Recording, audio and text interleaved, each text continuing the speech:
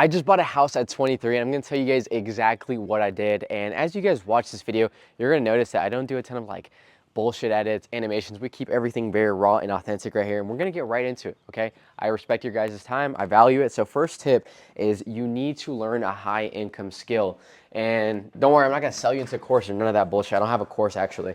But the reason I say that is because with the way that prices are going, with the way that mortgage rates are skyrocketing. When I say we, like me and my girl, we were barely able to get into this house because prices have literally been just going parabolic.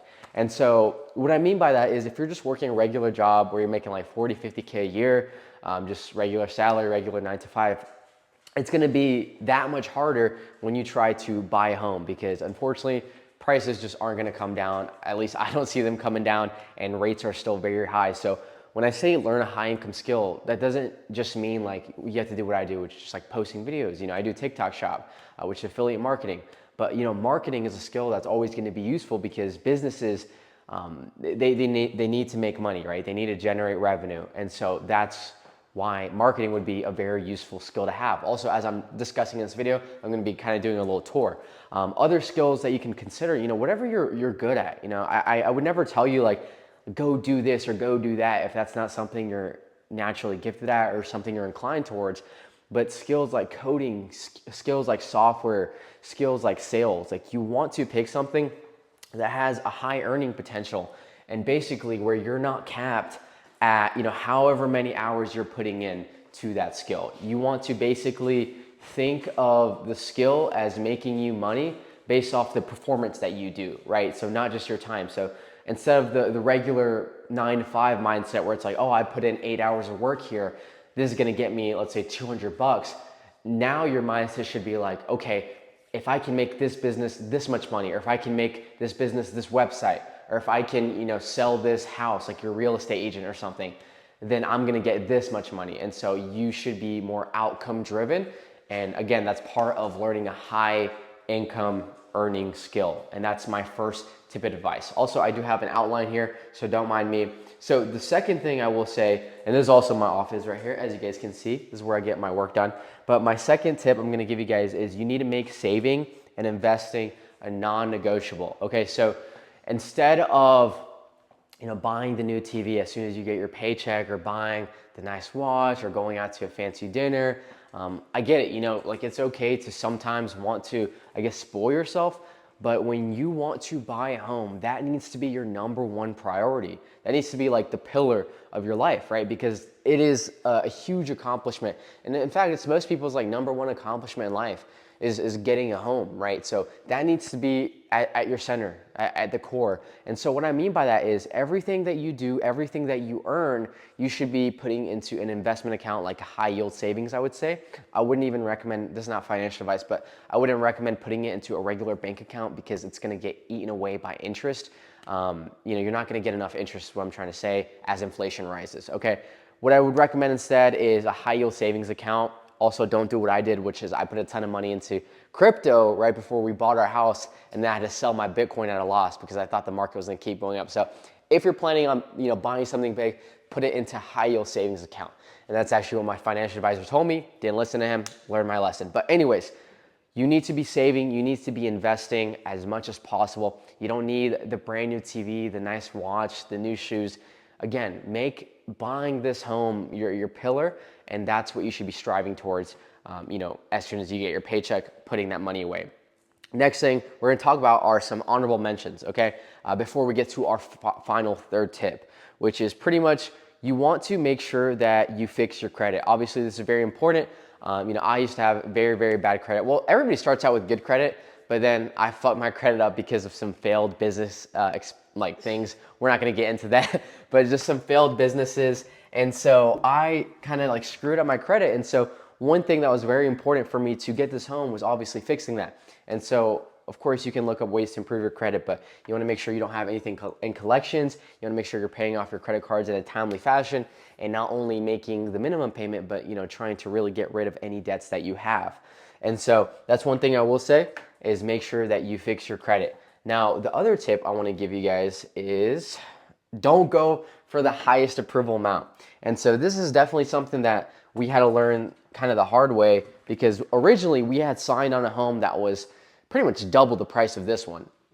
And then it ended up like falling through because, you know, it didn't even have like a backyard. It didn't have things for our dogs that we really wanted. It wasn't really in a safe area.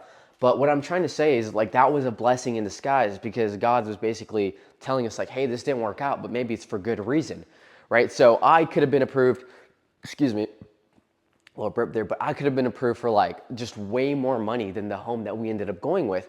And I think that that's the approach you should be taking, because the last thing you want to do or be is house poor, right?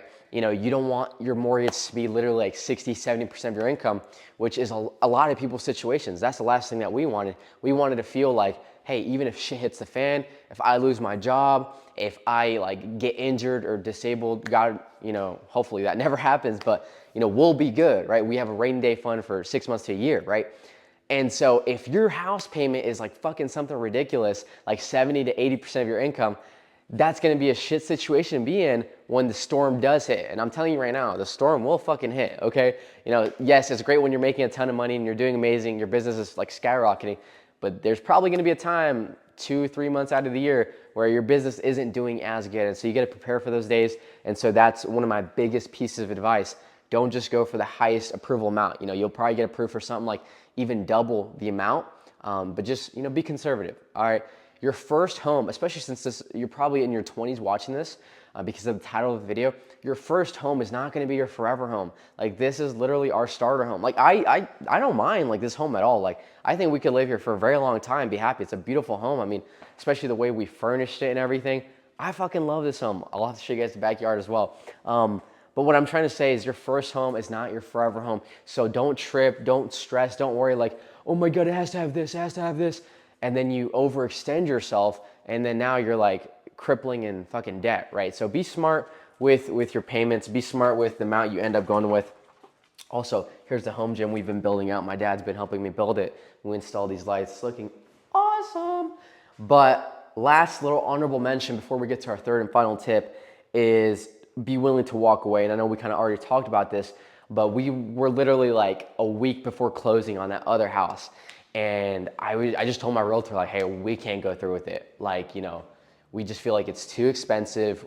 It doesn't have a backyard. It doesn't feel safe. We didn't even have a fucking proper driveway. And so there was just a lot of little things I was telling us like, hey, just pull out of this. And a lot of people in that situation would be like, oh, we're in too deep. You know, we close next week. Like, we have to go through with it. But the thing is like, no, you don't, right? As long as you haven't sent like that final wire, that like down payment, you're good, right? Well, don't take that like 100% advice, but if it's in your heart is telling you like, hey, maybe this isn't the best move, then, you know, don't feel like you're being forced to make a move into a home. So that's kind of an honorable mention that I want to say is, you know, don't feel like you have to, Luna, like you have to get into a home that you feel like isn't going to be best for you, your partner, and your family's, you know, future. So that's an honorable mention. Now, the last tip I want to give you guys is having the right team and understanding your loan options. Okay, so this is huge. This is paramount. Basically, you want to make sure you have a real estate agent that actually cares about you, that is not just, you know, in it for the commission. So we went through, you know, a lot of real estate agents before we found August, which was our agent. She helped us tremendously with everything. And a good agent will make the process so much easier, right? Like they'll literally be doing all the contracts, all the negotiating, you know, literally just working with you. And so you want to make sure that you take your time, you go through multiple agents. We got the backyard here as well. You go through multiple agents till you find the one that you feel like is right for you. And then in a similar fashion, your loan people, right? You want to make sure that you have a great loan agent. You know, I had one from Manassas. I'll put it in the description because, man, those guys are fucking killers, especially if you're self-employed or a business owner. Trust Financial, I believe, is the name of their group, because you know, he was just amazing with everything they did. And so you want to make sure you have a good agent, good loan people. So do your research. This is my third tip, guys. Make sure that you just have a team that you feel like actually understands you, understands your situation, your family situation, and what you want. And they're not just in it for the commission, because that's going to help you out so much. Another thing that ties into that is understanding that there's different loan options, and this is why you want to do your research, right? You know, you got FHA loans, USDA loans, you've got unconventional loans, which is what I did because I'm a business owner and I couldn't do my like tax returns for a mortgage loan. And so you want to make sure you understand all of the different options that are available to you, because it's going to help you save like literally like thousands and thousands of dollars if you go about it the right way. So make sure you take your time in finding a good agent, a good loan team, and overall, yeah, just taking your time with that. You know, don't rush into an agent. Again, don't rush into a loan person if you feel like they're not right for you. We'll just leave this open for now. But yeah, guys, that is pretty much going to cut it. Let me make sure I don't have anything else left in my outline. Yeah, I mean, I'm like super grateful. I mean, last thing I'll say, and it's the most important thing, is just always keeping God close to me, to us, to our family, just giving him everything. Like I really wouldn't be here without him. I wouldn't have anything, any of the things that I have without him. And it doesn't matter like how bad of a situation we're in, no matter what we're going through. As long as we always keep God in this family, in this house, in this household, things always work out in our favor. So, you know, not to get like crazy religious on you guys if you're not religious, but you know, if you feel like a calling to God, trust in him, have faith in him. He's going to make things amazing. If you are already religious, that's awesome. And if you aren't, you know, hopefully you do find God. But I just want to say I always put him first, and he's blessed us with everything that we have.